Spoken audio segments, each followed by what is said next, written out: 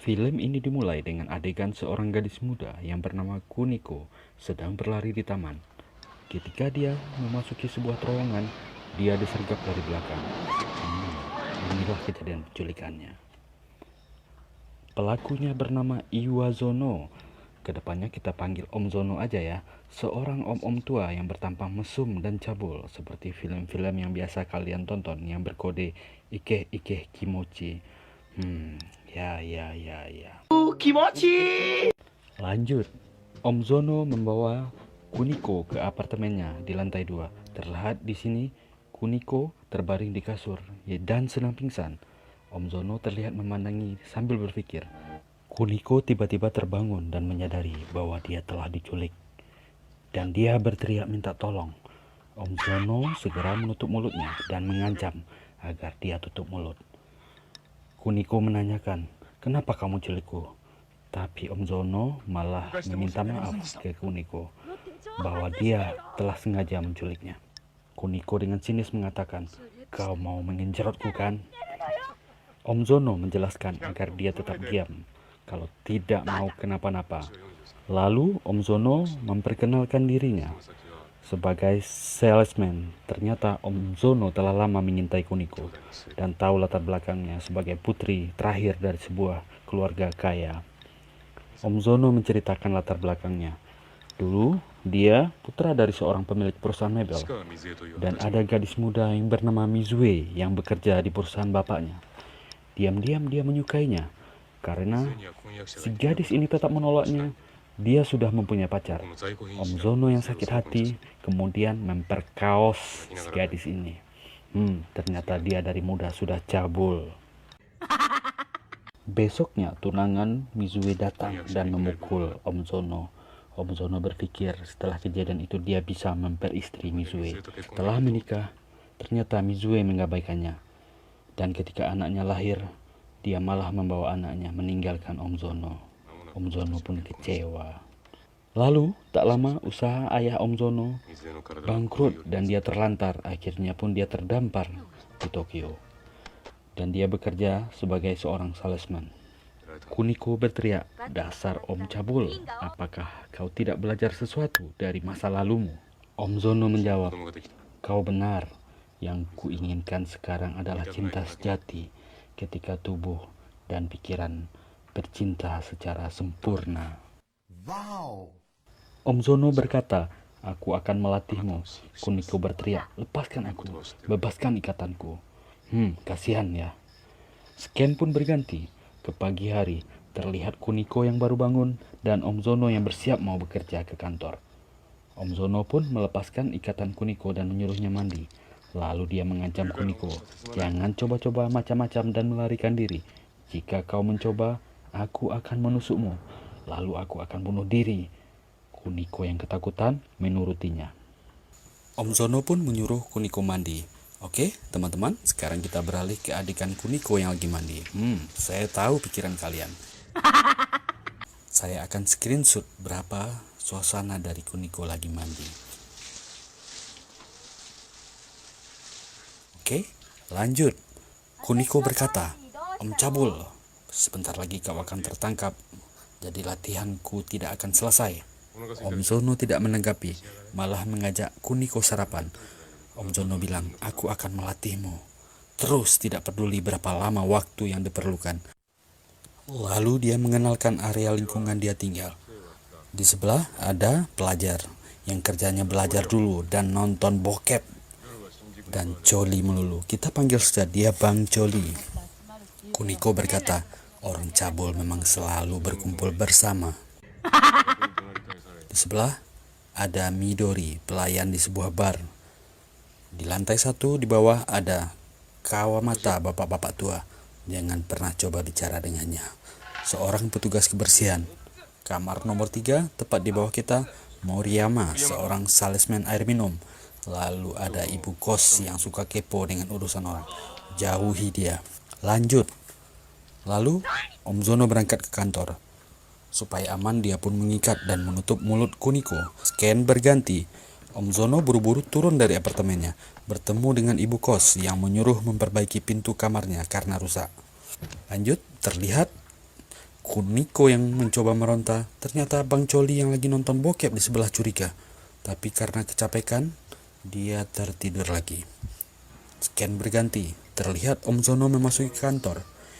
Dia diajak bicara oleh rekannya, seorang MILF. Ternyata dia naksir Om Zono. Ada juga ya yang naksir sama Om Cabul ini. Terlihat adegan Om Zono lagi di mobil mengantar pesanannya.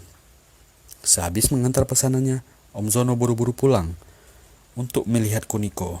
Dia berkata, kau pikir kau bisa melarikan diri? Kuniko marah, aku selalu menendang dan membuat keributan agar orang lain mendengar. Itu sia-sia, kata Om Zono. Cobalah bertahan sebentar lagi. Sampai kapan? Teriak Kuniko. Sampai hati kita bisa bersatu sempurna. Dia membawa makanan dan menyuruh Kuniko untuk makan. Terlihat Kuniko menikmati makanannya. Lalu, Om Zono sebelum pergi kembali memborgol dan mengikat Kuniko. Dia berkata, kali ini aku tidak mengikat kakimu. Kau tidak takut aku lompat dari jendela? Jangan sakiti dirimu, kata Om Zono. Kau adalah hal yang paling berharga yang aku punya. Adegan berganti, Om Zono pergi ke sebuah bangunan tua. Ternyata dari sana dia mengamati apa yang dilakukan Kuniko melalui teropongnya. Terlihat Om Zono pulang dari kantor dengan semangat. Pulang ke rumahnya, lalu dia bicara dengan Kuniko.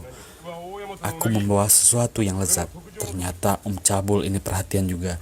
Ya iyalah, namanya juga ada maunya. Ternyata Kuniko gak suka dengan makanan yang dibawa Om Zono. Dia malah meminta paket KFC lengkap. Lalu terlihat Om Zono buru-buru keluar dari kamarnya dan buru-buru balik lagi. Ternyata dia membawa semua pesanan Kuniko. Kuniko pun berkata, kamu benar-benar bodoh. Adegan berganti. Lalu Kuniko meminta Om Zono menciumnya. Om Cabul ini menolaknya karena dia tahu Kuniko tidak serius. Karena dia tahu Kuniko hanya ingin meninggalkannya lebih cepat. Om Zono bilang, jangan coba-coba untuk melarikan diri. Kuniko cuma tertawa sambil bilang, aku cuma ingin mandi. Sambil membuka pakaiannya. Ini pancingan lagi. Kembali ke adegan Kuniko lagi mandi. Saya tahu pikiran kalian yang kembali traveling. Harap duduk dengan tenang. Ternyata Om Zono tidak terpancing. Dia malah keluar rumah. Ternyata Om Zono kembali ke gedung sebelah untuk mulai mengamati Kuniko lagi. Kuniko membuka jendela dan hampir terjatuh. Terlihat Om Zono yang cemas melihatnya. Tiba-tiba ada suara di bawah. Terlihat adegan Bang Coli yang berdua dengan Midori. Ternyata mereka mau bercocok tanam. Midori meminta bayaran cash. Ternyata Bang Coli tidak punya uang. Ya, gagal deh. No. Lanjut, terlihat adegan Om Zono kembali ke kamarnya. Dia melihat keluar jendela dan melihat ternyata pegangan di luar jendela terlepas. Tiba-tiba Kuniko berusaha mendorongnya, tapi tidak berhasil. Scan pun berganti. Terlihat adegan Om Zono lagi ngobrol dengan Kuniko yang lagi tiduran. Kembali, Kuniko mencoba menggoda Om Zono dengan meminta supaya dia menciumnya. Om Zono menolak. Dia bilang, belum saatnya. Kuniko tetap menggoda sambil membuka bajunya. Ayo latih aku. Om Zono menolak. Aku tidak mau seperti ini. Cukup sabar juga rupanya Om Cabul ini ya. Scan berganti. Terlihat Kuniko terdiam di sudut kamar. Hari berganti. Dia menjalani hari-hari di kamar itu. Terlihat dia ditutup mulutnya, dikasih makan. Hari pun berganti lagi terus. Tapi Om Zono tidak ngapa-ngapain. Sabar dia ternyata. Kapan nih cocok tanamnya? Kalian sudah mulai ribut kan? Sabar. Santuy. Adegan pun berganti. Terlihat adegan Om Zono dan Kuniko mengobrol. Kelihatannya mereka sudah mulai akrab. Mereka malah berbincang-bincang dan ketawa-ketiwi. Sepertinya Kuniko sudah mulai nyaman. Adegan berganti. Terlihat Om Zono memasuki kamar membawa sebuah bungkusan. Ternyata dia mau mengajak Kuniko melakukan sebuah trip keluar. Kuniko terkejut. Hei, bagaimana kalau aku melarikan diri? Om Zono menjawab, aku hanya akan mentertawakan kebodohanku kalau itu terjadi. Mereka terlihat gembira. Om Zono membuka bungkusannya. Ternyata baju sekolahan anak-anak Jepang. Seperti baju-baju yang, ya itu, yang cosplay. Kalian mulai semangat kan? Tiba-tiba ada yang mengetuk pintu kamar. Ganggu aja. Ternyata ibu kos kepo yang merasa mendengar ada orang tertawa di kamar itu. Om Zono bilang, tidak ada orang di sini. Lalu, ibu kos melihat, hei, sepatu siapa itu? Om Zono bilang, itu sepatu keponakanku yang akan datang malam ini. Hei, kau bilang kau sendirian di dunia ini, kata ibu kos. Om Zono bilang, keponakanku akan datang ke sini untuk ikut ujian. Lalu, ibu kos pun pergi. Adegan berganti. Terlihat Om Zono dan Kuniko di dalam sebuah mobil menuju tempat liburannya. Mereka tertawa gembira. Akhirnya mereka sampai di hotel. Pegawai hotel terlihat tidak curiga karena mereka terlihat seperti bapak dan anak.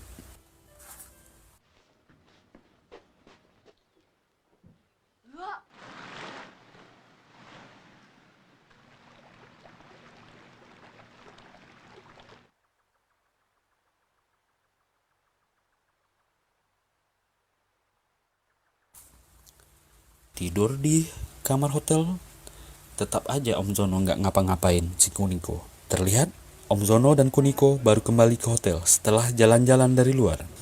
Mereka masuk ke kamar hotel. Disinilah ada adegan mereka mau mandi. Om Zono bilang, apakah kamu kangen borgol ini? Kuniko menjawab, iya. Lalu Om Zono memasangkan borgol di tangan Kuniko dan dia pun mandi. Selesai mandi, lalu dia membuka borgol di tangan Kuniko. Nah, di sini ternyata Kuniko mengajak Om Zono supaya mau dipasang borgol di tangannya. Maksudnya gantian. Borgol pun dipasang. Apakah yang terjadi? Setelah mandi, ternyata Kuniko sudah berganti baju. Ternyata dia pun buru-buru mengemas tas pakaiannya dan keluar dari kamar hotel ini. Apakah selama ini dia berpura-pura menuruti Om Zono? Ketika Om Zono lengah, dia mengecohnya. Terlihat Kuniko keluar dari hotel dan dipandangin oleh Om Zono. Rasain lu cabul, gua kabur, bisa apa lu? Mungkin begitu kira-kira hal yang ada di pikiran Kuniko. Om Zono tersenyum, sedih mentertawakan kebodohannya sendiri. Terlihat Kuniko menuju stasiun kereta api.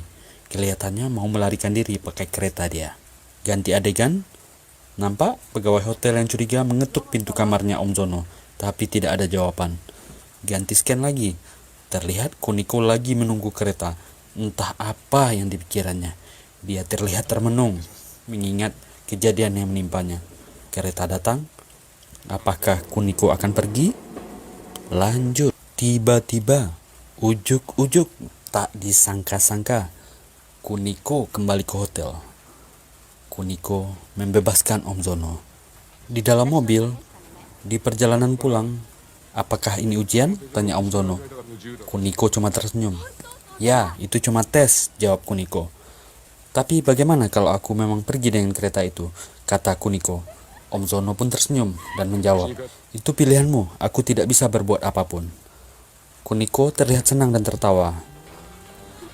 Apakah akhirnya Kuniko terjatuh ke pelukan bandot tua ini? Begitu sampai, terlihat para penghuni kos lagi duduk-duduk di depan rumah. Mereka turun dari taksi. Mereka heran melihat Om Zono tiba-tiba datang membawa gadis muda. Bu kos berkata, itu keponakannya dari kampung. Mereka pun masuk ke kamarnya, menutup pintu. Apakah yang terjadi? Apakah mereka mulai bercocok tanam? Menang banyak bandot tua ini. Demi kenyamanan bersama dan menghindari hal-hal yang tidak diinginkan, saya hanya akan menampilkan slide-slide dari pertarungan ini. No.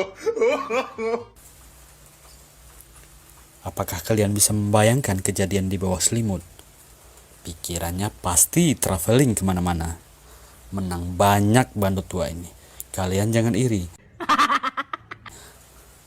Terlihat Bang Coli mendengar dari sebelah. Memang kasihan dia ya. Anda kentang, kami pun senang. Lanjut, ganti scan. Terlihat Om Zono lagi di kantornya, melamun. Terlihat MILF di kantornya mencoba menggoda Om Zono. Tapi Om Zono tidak tertarik. Dia malah lari keluar kantor. Ya iyalah, ada gadis muda menunggu di rumah. Ganti scan. Terlihat Kuniko yang melamun dan senyum-senyum sendiri. Om Zono pulang dan membuka pintu. Dia membawakan makanan. Terlihat suasana yang canggung. Apakah mereka kembali bercocok tanam? Seperti tadi, saya cuma akan menampilkan slide-slide dari pertarungan mereka. Bang Coli yang lagi nonton bokep kembali mendengar suara yang mencurigakan. Kasihan banget nih orang. Mulailah gempa lokal terjadi.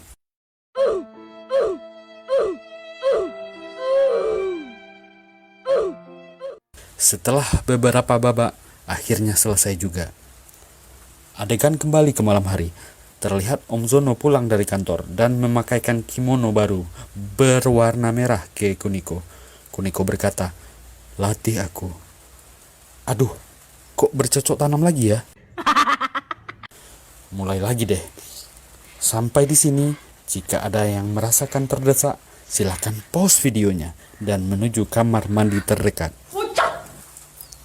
Terlihat adegan mereka baru bangun tidur. Dan Kuniko malah minta lagi. Aduh. Mereka kembali bercocok tanam di kamar mandi. Saking semangatnya, air bocor ke lantai 1. Waduh, ketahuan deh. Terlihat ibu kos mengetuk kamar mandi. Ibu kos yang curiga pun memeriksa kamarnya. Lu sih, Om Zono, semangat bae. Hampir kan ketahuan. Scan berganti. Terlihat Bang Coli yang mengadu ke ibu kos, merasa terganggu oleh suara-suara dari kamar Om Zono. Tapi ibu kos berkata, dia tidak bisa apa-apa karena itu kamarnya sendiri dan dia membayar sewa.